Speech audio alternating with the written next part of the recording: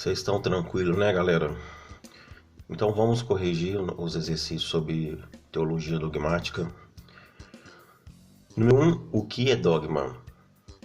É o nome da faixa que os sacerdotes usam sobre os ombros para celebrar a missa? Nada a ver, né? Essa faixa é estola. São revelações que Deus pode dar para alguém. A crença nessa revelação não é de adesão obrigatória para o resto da igreja? Tá errado também. O dogma é sim de adesão obrigatória. Uma pessoa que não acredita em algum dogma da igreja, ela não é católica. Não pode nem comungar. Porque para comungar, a pessoa precisa estar em estado de graça e em perfeita comunhão com a santa doutrina católica. É claro que a gente pode estudar, a gente pode querer saber mais, querer saber de onde veio aquele dogma, mas não podemos duvidar. Se a igreja fala que o purgatório existe, a gente pode estudar sobre o assunto, mas é dogma, não podemos sair por aí dizendo que não existe. Então a B está errado por causa disso, está dizendo aqui que não é de adesão obrigatória, o dogma é sim de adesão obrigatória. C. Ensinamento ou doutrina proposta com autoridade e explicitamente pela igreja, como revelada por Deus, exigindo-se a crença do povo de Deus. Exatamente, é a letra C que é o correto. Revelada por Deus, exigindo-se a crença do povo de Deus, né? O dogma exige a nossa aceitação. Letra D é uma oração dos tempos dos apóstolos, nada a ver, né? 2. O que é revelação particular? É o contrário do dogma, né? Ah, não posso dizer, pois é particular. Alguém marcou essa aí? B.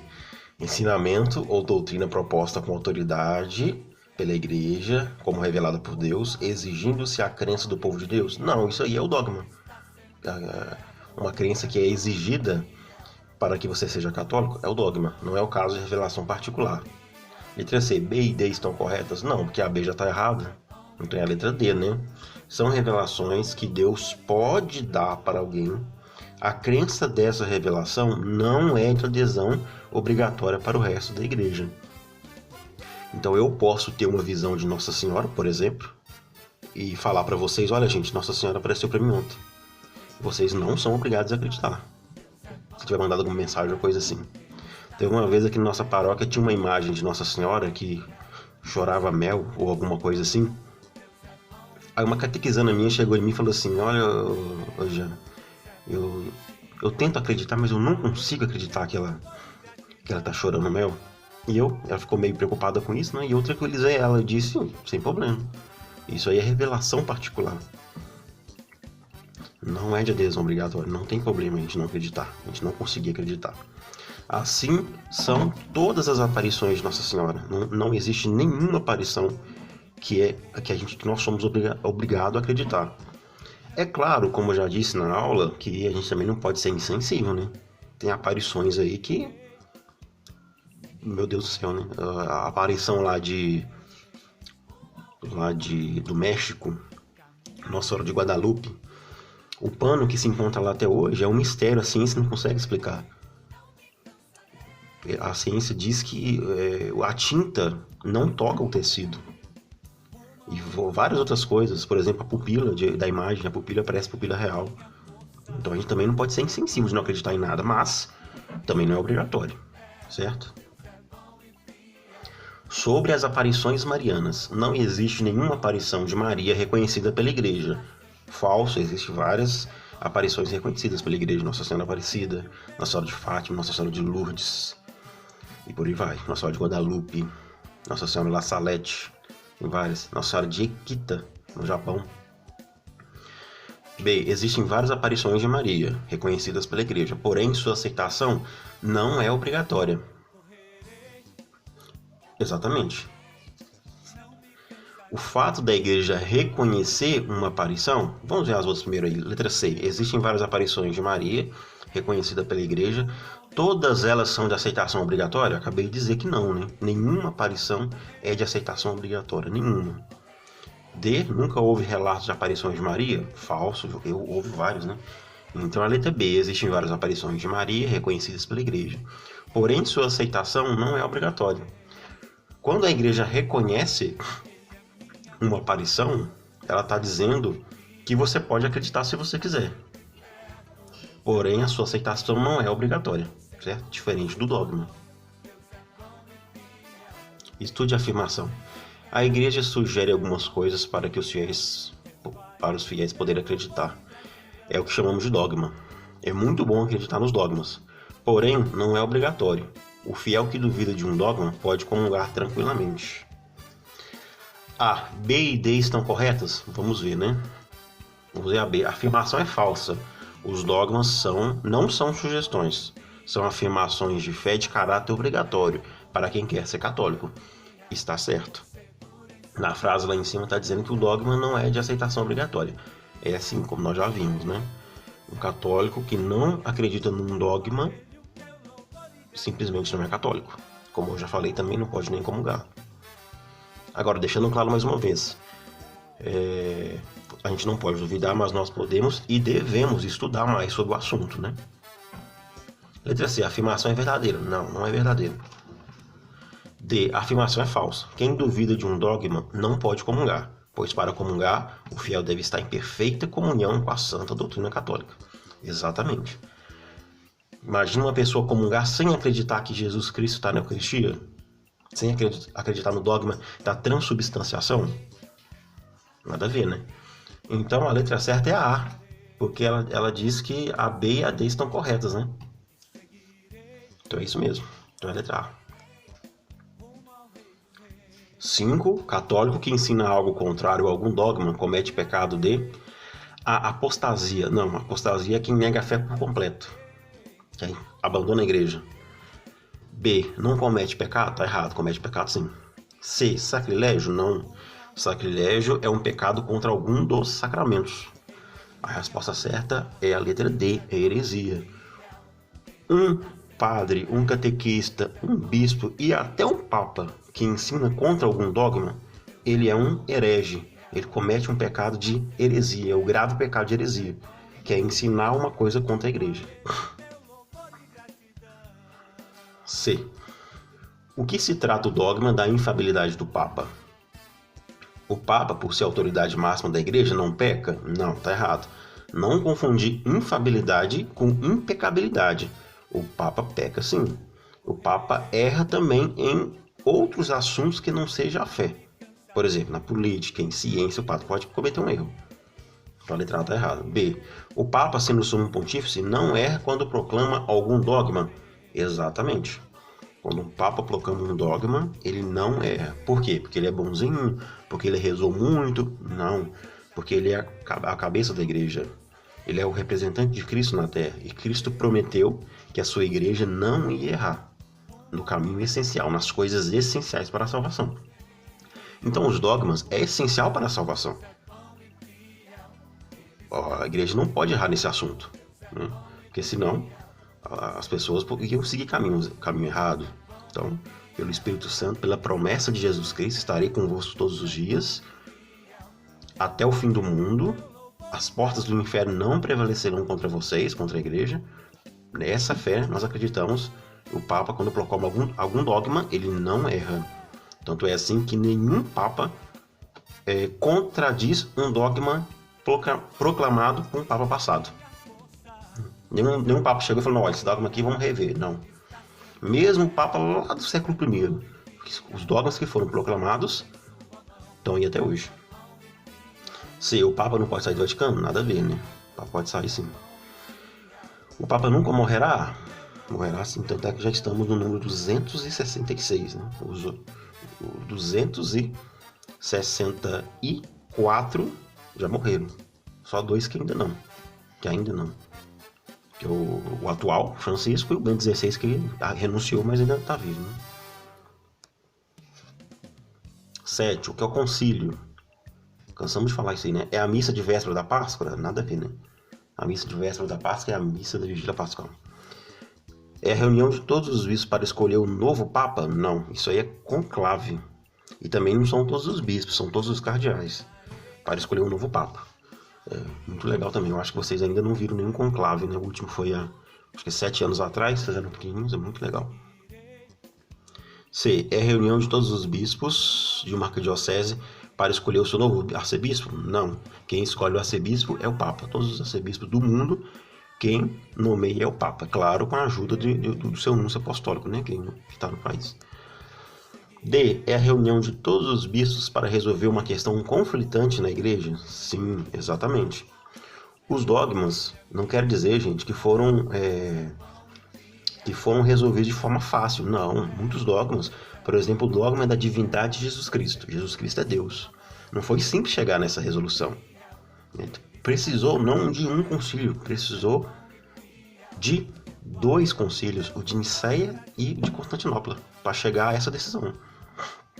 O Papa chegar e bater o martelo. Né? Então, algumas coisas, quando a igreja está dividida, quando é difícil chegar em alguma conclusão, faça um concílio. Concílio vem de conciliar-se, né? De unir-se. E aí, o concílio decide aquela questão. Já houve até hoje 21 concílios.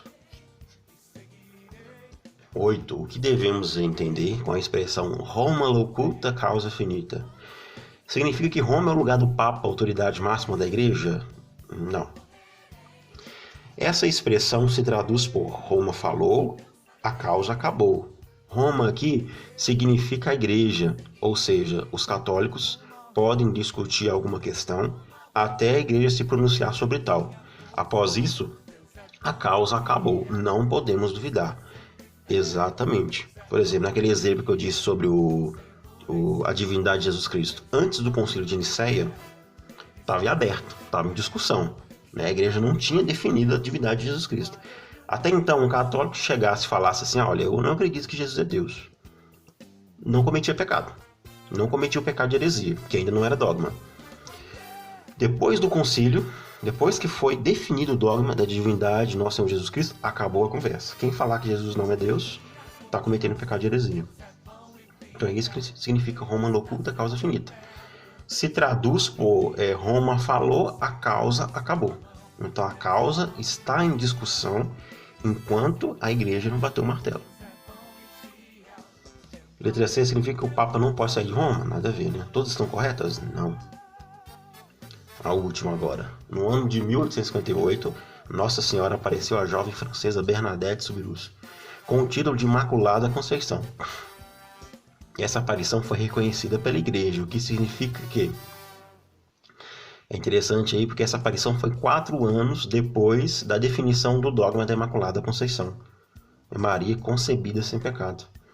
E quando a Nossa Senhora começou a aparecer para Bernadette, o padre lá da região falou com ela, olha, pergunta para essa mulher, que ela não sabia que é Nossa Senhora, né? Qual que é o nome dela? Aí ela foi lá e perguntou, olha, o padre pediu para te perguntar quem é, né? Qual o seu nome? E ela falou, sou Imaculada Conceição. Immaculée Conceptionnée, ela é francesa, né? E Bernadette, analfabeta, nunca tinha ouvido falar essa expressão. E para não esquecer, ela saiu correndo, repetindo, Immaculée Conceptionnée, Immaculée Conceptionnée. Até chegar pro padre e falar, ela falou que é Immaculée Conceptionnée. Aí o padre tomou até aquele susto, né? Foi 4 anos depois do dogma da Imaculada Conceição. Nossa Senhora veio pessoalmente confirmar que ela foi concebida sem pecado. Certo? Então, essa aparição foi reconhecida pela igreja. Então, vamos lá. A partir desse reconhecimento, todo católico fica obrigado a acreditar nessa aparição com a pena de cometer pecado de heresia, caso as negue? Não, não é obrigado. Apesar de tudo, apesar dos milagres, né, porque a fonte da Bernadette, quando Nossa Senhora pediu para ela cavar um buraquinho para sair água da fonte, está lá até hoje. E o corpo de Bernadette é incorrupto, ou seja, está inteirinho até hoje. Apesar disso, não é de adesão obrigatória, como nós já conversamos, é uma revelação particular. B. A igreja não interfere nesse tipo de acontecimento? Errado, a igreja interfere sim. Se alguém começa a falar que está vendo Jesus, está vendo Maria, e tem muitos casos assim, viu gente? Aqui no Brasil, então, tem muitos. A primeira coisa que vai ser feita é comunicar com o bispo, e o bispo vai organizar uma comissão para estudar o caso. Então a igreja interfere sim. Reconhecendo tal aparição, a igreja declara que nela não há nada que contradiz a fé católica, dando a cada fiel a liberdade de acreditar ou não em suas mensagens. Exatamente. Então o bispo vai lá, vai estudar a aparição, vai interrogar o vidente, né? Vai até passar por exames médicos. Se nada contradiz a fé católica, se está tudo correto, se ele não está dizendo que é para desrespeitar o Papa, como acontece, se ele não está dizendo que é para deixar de ir para a missa, né? Tem um vidente lá em São Paulo que ele diz que vê Nossa Senhora, mas ele não vai para a missa. E fala para as pessoas que acreditam nele para não ir para a missa também. Acabou. Esse aí não é um vidente reconhecido, está ensinando coisa errada. Então, se o bispo da região vê que está tudo certinho, e vê também que está produzindo bons frutos, né? Então, ele reconhece a aparição. Reconhecer não quer dizer que nós somos obrigados, quer dizer que você pode acreditar se você quiser. Agora, gente, se o bispo não reconhecer, acabou. A gente não pode acreditar, a gente não pode ir no local, não. Daí a gente vai estar desobedecendo a igreja, na pessoa do bispo.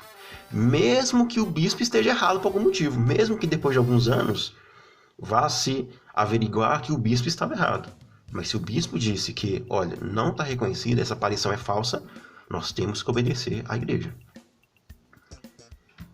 Letra D, o reconhecimento faz parte do processo para uma aparição. Para que uma aparição chegue ao nível de aceitação. No próximo passo, tal aparição se torna dogma. Não, de jeito nenhum, né? Como já aconteceu com Fátima e Nossa Senhora Aparecida. Não. Nenhuma aparição é dogma, como nós já falamos, né? Fátima e Nossa Senhora Aparecida são aparições reconhecidas pela igreja. Nós podemos ir lá em Fátima, podemos ir lá em Aparecida. Os papas vão, né? Eu acho que os últimos 5 papas vieram aqui em Aparecida. E os últimos, e desde Nossa Senhora de Fátima, eu acho que todos foram Nossa Senhora de Fátima, lá em Fátima. Então é reconhecido. Certo? Espero que vocês tenham aprendido, gostado. Parabéns para quem acertou aí. Parabéns para a Heloísa, que acertou todas as questões. Esse assunto é muito interessante. E essa foi a introdução. E nós vamos aprofundar nas aulas para frente. Qualquer coisa, vocês me avisam. Se tiver muito puxado, vocês me avisam. Se tiver muito difícil, vocês me avisam. Por aí vai. Vamos fazer... eu e vocês, né? Vamos fazer isso aí juntos, então. Certo? Vamos pedir a Deus, pedir a Nossa Senhora Aparecida, Nossa Senhora de Fátima, Santa Bernadette, que nos ajude a ficar sempre em estado de graça, nos ajude, esteja com a gente para que jamais cometemos um pecado mortal. Certo? Então, até mais. Em nome do Pai, do Filho e do Espírito Santo. Boa noite a vocês.